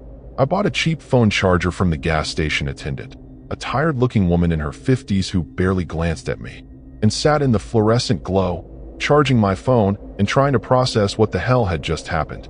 When my phone finally powered up, I had 17 missed calls from Sarah, the woman from Bristol. 17. I called her back with trembling fingers. Sarah picked up on the first ring. "Jesus Christ, Garrett, where have you been? I've been trying to reach you for hours." Her voice was frantic, panicked in a way that immediately put me on edge again. I opened my mouth to tell her everything. The clearing, the ritual, the hollow ones, but she didn't give me a chance. "Please tell me you didn't go to Kale Hollow. Please tell me you listened to me." The silence on my end was answer enough. She let out this long, shaky breath. Okay. Are you out of there? Are you somewhere safe? Somewhere with other people around?" I told her I was at a gas station in Grundy, and she made me promise not to move, that she was coming to meet me. "Don't go anywhere alone. Stay in public. I'll explain everything when I get there. But Garrett, those things you saw? They're real. They've been real for longer than either of us have been alive." She showed up 40 minutes later in a beat-up Jeep, and the first thing she did was walk around my van, examining the gouges in the roof with this grim expression. Sarah was in her early 30s, with short dark hair and these intense green eyes that looked like they'd seen way too much. She touched the claw marks gently, almost reverently, then looked at me. "You're lucky to be alive. Most people who park in Kale Hollow don't come back out." She bought us both coffee from the gas station, and we sat at a picnic table under the harsh lights. And that's when she told me the story. The real story, not the sanitized version you might find in some folklore book. Back in 1893, there was a mining accident in Kale Hollow, a collapse that trapped 47 men underground. The company couldn't get to them, didn't even really try, just sealed up the mine entrance and wrote it off as a loss. But according to Sarah, those men didn't die down there. Not exactly. They found something in the deep tunnels, something ancient that had been sleeping in the earth long before humans started digging. Some kind of entity, a thing from Appalachian myths that the Cherokee used to warn about. They called it the Hollow Walker, a spirit that consumed souls and wore bodies like clothes. The trapped miners made a deal with it in their desperation, traded their humanity for survival, for a way out of that collapsed mine. And it worked. They came back up to the surface 3 weeks after the collapse, walking out of sealed tunnels like nothing had happened. But they weren't men anymore. They were something else, something hollow inside, puppets for that ancient thing they'd awakened. The mining company tried to kill them, sent armed men, but bullets didn't work. Fire didn't work. Nothing worked. So they just abandoned the whole town, let the hollow ones have it, and made sure nobody ever talked about what really happened there. "They can't leave Kale Hollow," Sarah explained, her hands wrapped around her coffee cup like she was trying to absorb its warmth. Whatever deal they made, whatever transformation happened, it bound them to that place. But every few years, someone wanders in. Campers, hikers, people like you looking for adventure. And the hollow ones always try to add to their numbers, try to make more of themselves through their rituals. That's what you saw tonight. They were preparing to take you, to make you one of them. She pulled out her phone and showed me photos, dozens of them. Missing person flyers, old newspaper clippings, Reddit posts from Vanlife forums about people who disappeared in southwestern Virginia. All of them had last been seen near Buchanan County. All of them had ignored warnings about Kale Hollow. The thing is, Sarah said, her voice dropping lower, you escaped. Nobody escapes. Which means they're going to be looking for you now. The Hollow Walker doesn't like loose ends. We sat there in silence for a while, the reality of what she was saying sinking in like ice water in my veins. The faceless leader pointing at me, that gesture of promise, it made horrible sense now. I wasn't safe just because I'd gotten away. I'd seen them, I'd witnessed their ritual, and according to whatever twisted rules they operated under, that made me a problem. Sarah made me promise I wouldn't travel alone anymore, that I'd stick to populated areas, that I'd never go back to any abandoned places in Virginia. I agreed, obviously. I wasn't stupid enough to argue with her after what I'd just been through. She followed me to a motel in town, waited while I checked in, and made sure I got to my room safely.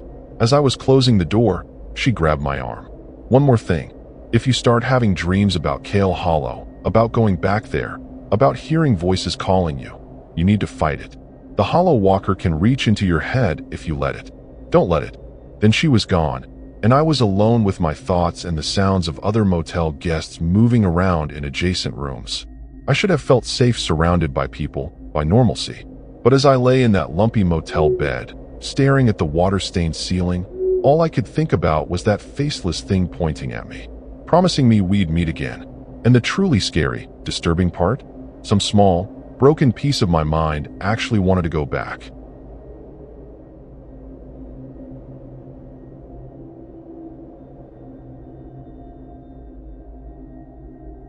My name is Della Harmon. I'm 52 years old, and I live in Richmond, Virginia. I've been doing van life for about 18 months now, ever since my divorce finalized and I decided I needed a complete reset.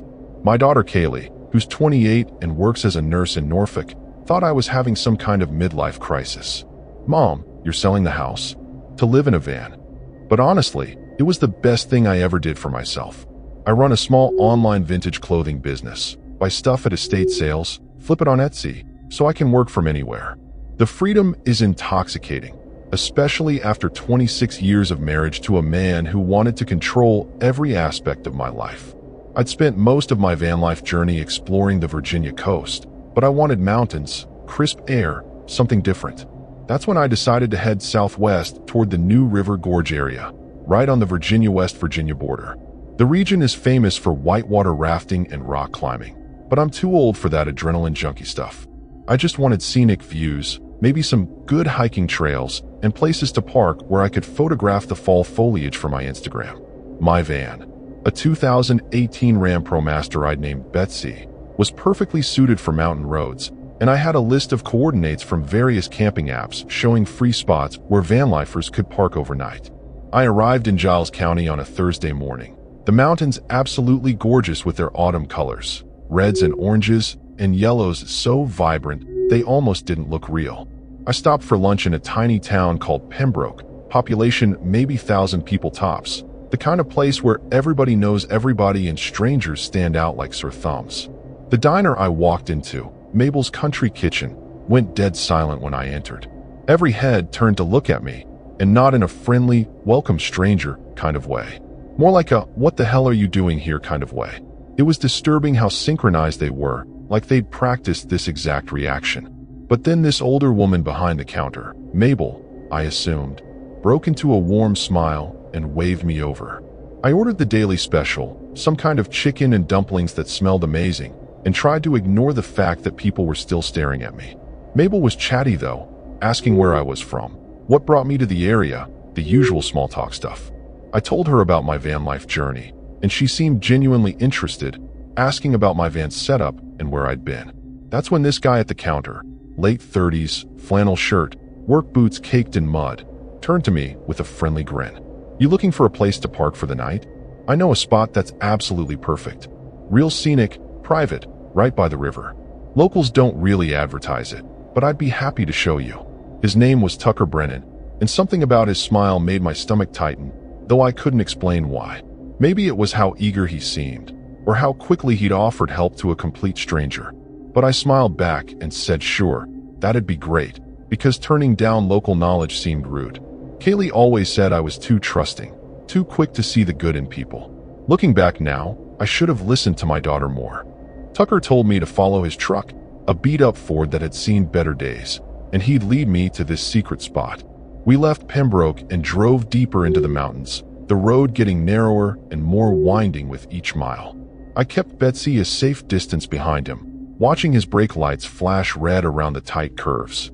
After about 20 minutes, he turned onto an unmarked dirt road that I would have driven right past if I'd been alone.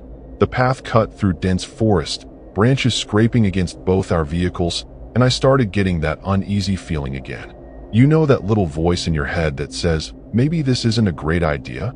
Yeah, mine was practically screaming, but I'd already committed, and besides, it was broad daylight. What was the worst that could happen? We emerged into this beautiful clearing right alongside the new river, the water rushing past with this soothing white noise that immediately put me at ease.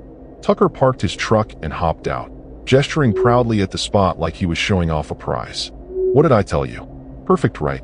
And he wasn't wrong. It was stunning. The clearing was carpeted with fallen leaves. There was a natural fire ring made of river stones, and the view of the water with the mountains rising behind it was exactly the kind of postcard-perfect scene I'd been hoping for. I thanked him profusely, already imagining the photos I'd take at sunset. He helped me position Betsy for the best view, even suggesting I angle her a certain way to catch the morning light.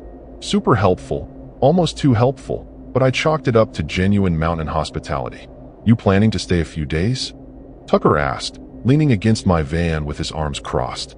I told him probably just tonight, maybe tomorrow night if I really liked it.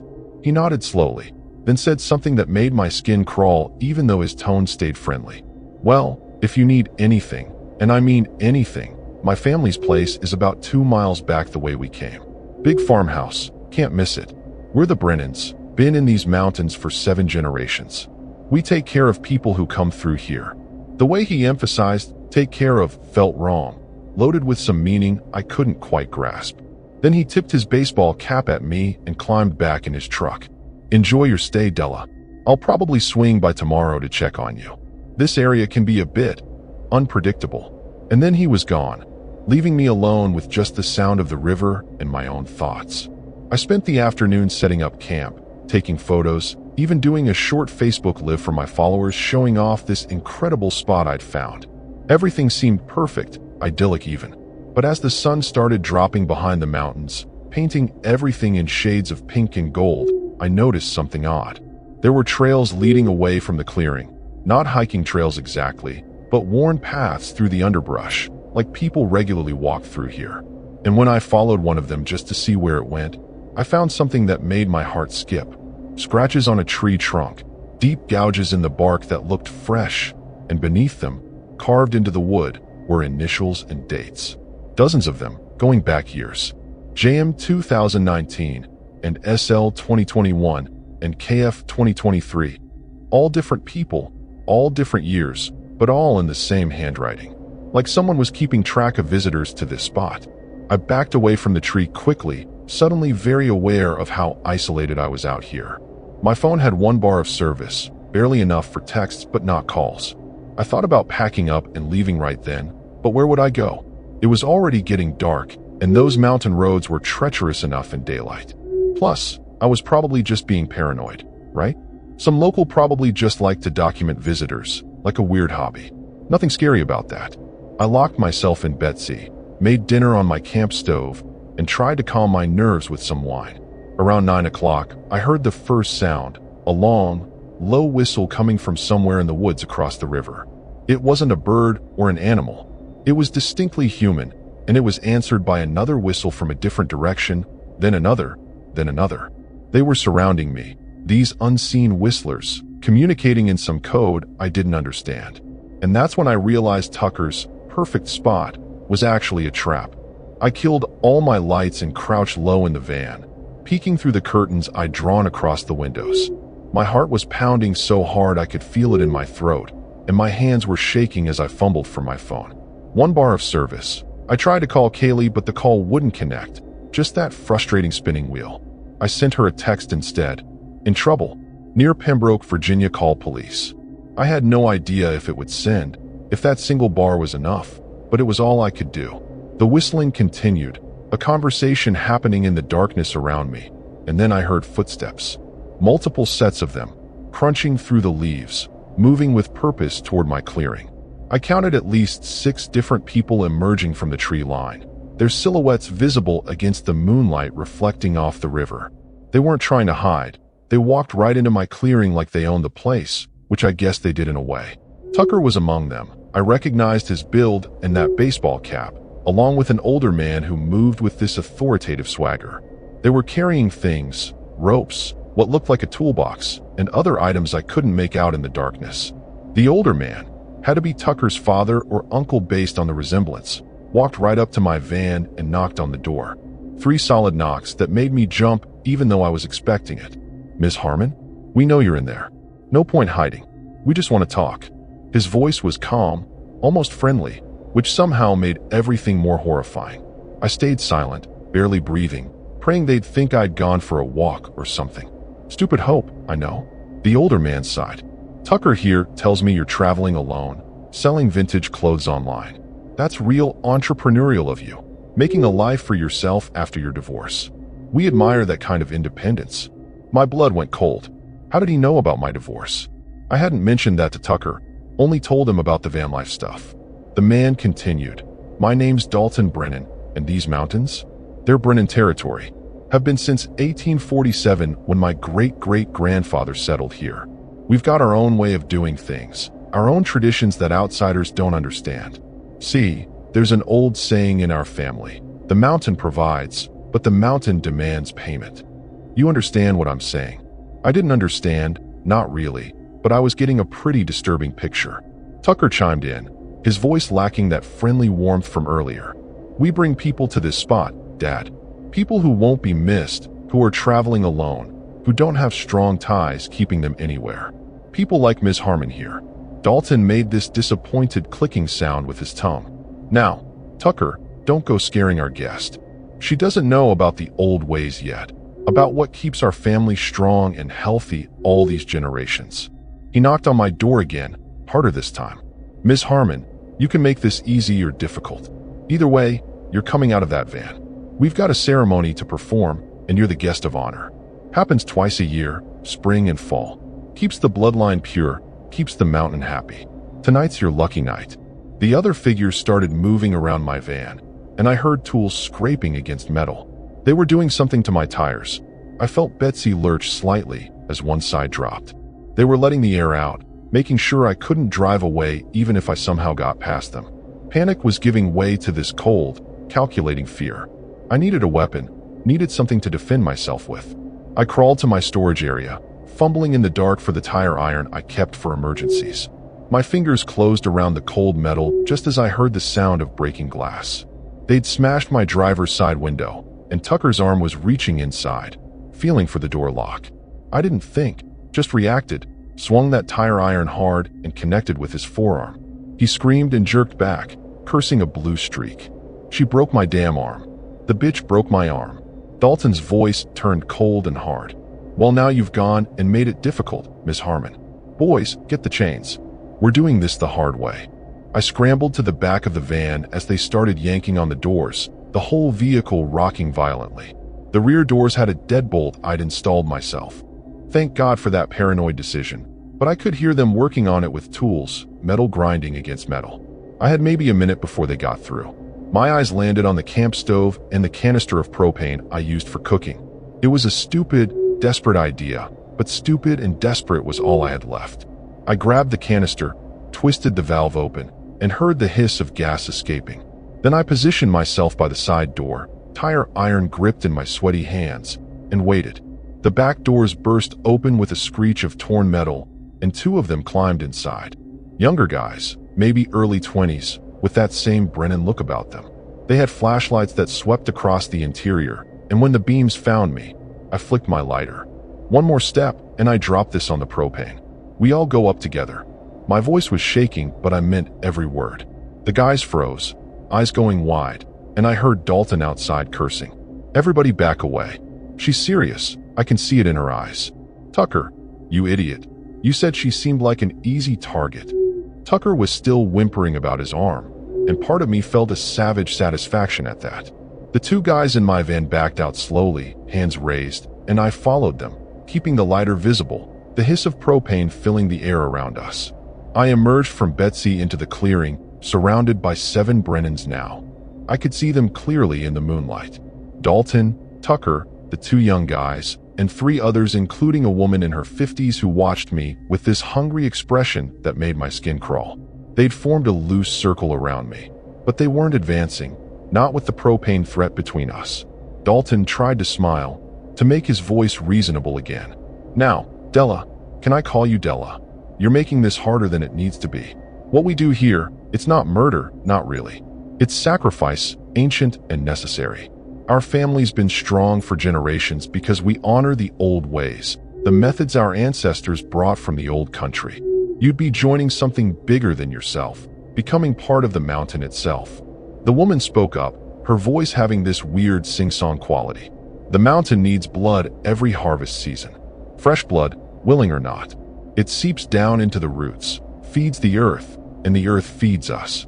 That's why no Brennan ever gets sick, why we live so long, why our crops always grow even in drought. We're connected to this land in ways you can't understand." She took a step toward me, and I waved the lighter threateningly. She stopped but kept talking. "Those names on the tree? Those were offerings too. Hikers, campers, vanlifers like you.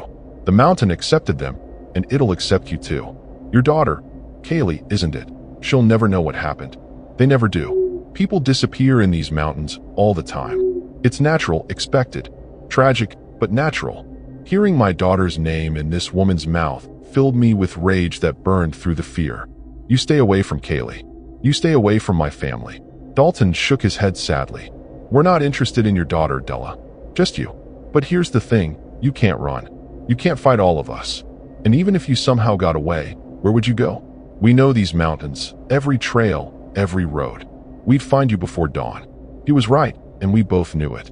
But I wasn't going down without a fight. I started backing toward the river, keeping the lighter visible, the tire iron in my other hand. If I could get to the water, maybe I could float downstream, put distance between us. It was a long shot, but it was something. That's when I heard the most beautiful sound I'd ever heard in my life. Sirens.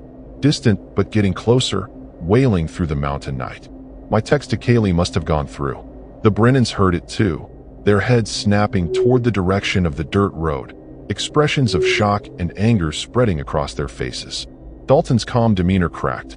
"Who did you call? Who knows you're here?" Before I could answer, Tucker lunged at me despite his broken arm. Probably figured they had nothing to lose now. I swung the tire iron and caught him in the shoulder, then turned and ran for the river, dropping the lighter behind me. The propane ignited with a whoosh and a ball of flame that lit up the clearing like daylight. I heard screaming. One of them had been too close when it went up, but I didn't look back, just crashed through the underbrush and threw myself into the cold water of the new river. The water was absolutely freezing, knocking the breath right out of my lungs as I went under. The current was stronger than I expected, immediately pulling me downstream, spinning me around, so I lost all sense of direction. I surfaced gasping, my clothes weighing me down like anchors, and tried to orient myself toward the far bank. Behind me I could hear shouting, see the orange glow of flames where Betsy was burning. My home, my livelihood, everything I owned going up in smoke. But I was alive, and that's what mattered. I kicked hard, fighting the current, my arms windmilling as I tried to reach the opposite shore. The sirens were louder now, multiple vehicles from the sound of it, and I could see flashing red and blue lights filtering through the trees back at the clearing. The Brennans were trapped between the police and the burning van, and part of me hoped they'd all get arrested, that this nightmare would end cleanly. But even as I thought it, I knew better. Families like that, with 7 generations of roots in these mountains, they'd have connections, explanations, ways of making things disappear, just like they'd made all those other travelers disappear.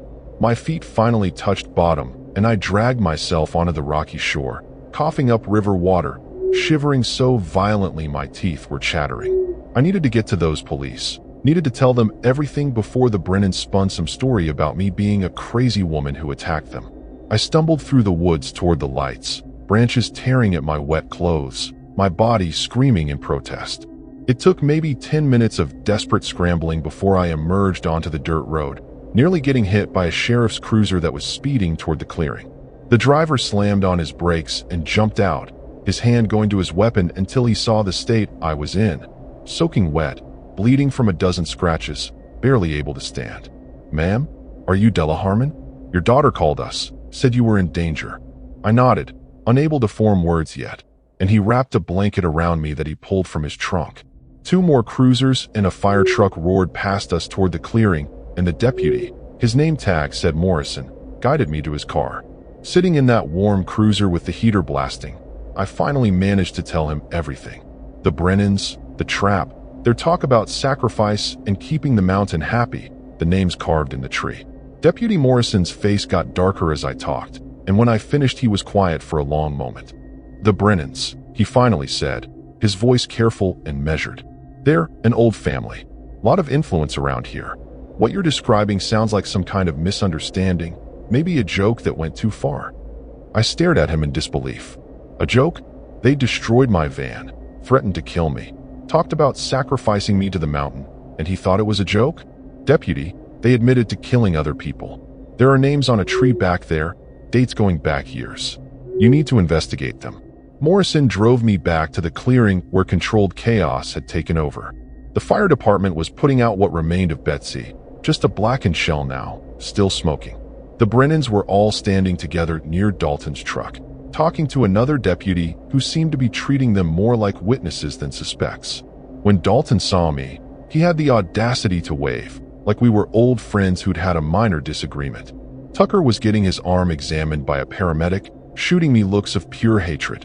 The woman from earlier was crying, telling the deputy some story about how I'd shown up acting paranoid and erratic, how they'd only been trying to help when I attacked Tucker and set my own van on fire.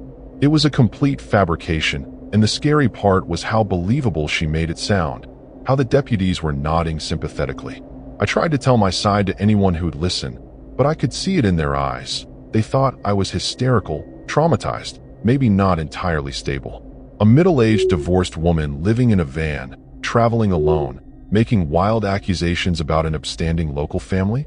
The narrative was writing itself, and I was on the wrong side of it. They took me to the hospital in Petersburg, checked me for hypothermia, and treated my cuts, and by morning the official story had solidified. I'd had some kind of mental health episode, destroyed my own property, and injured a man who'd been trying to help me. No charges were being filed. The Brennans were being gracious about the whole thing, but I was strongly encouraged to leave the area and seek professional help. My daughter drove down from Norfolk to pick me up, and the look in her eyes was this horrible mixture of relief and worry and something else I couldn't quite name. Maybe doubt. I never went back to that part of Virginia, never drove through Giles County again. Kaylee helped me buy a new van, smaller and cheaper, and I tried to rebuild my life and my business. But the disturbing truth haunts me every single day. The Brennans are still there, still living their lives, still bringing people to that clearing by the river. I searched online for missing persons in that area, and there are dozens. Hikers who vanished on trails, campers who never checked in with family, solo travelers whose last known location was somewhere in those mountains. All of them disappeared without a trace, and nobody connected the dots because nobody wanted to believe that something so horrible could be happening in their quiet mountain community. Sometimes late at night, I get messages on my phone from unknown numbers. Just coordinates, nothing else. Different locations throughout Virginia, abandoned barns, remote hiking trails, scenic overlooks. Places where someone like me might park for the night. And I know the Brennans are still out there, still hunting, still feeding the mountain whatever it demands. They let me go not because I escaped, but because they knew the truth. Nobody would ever believe me.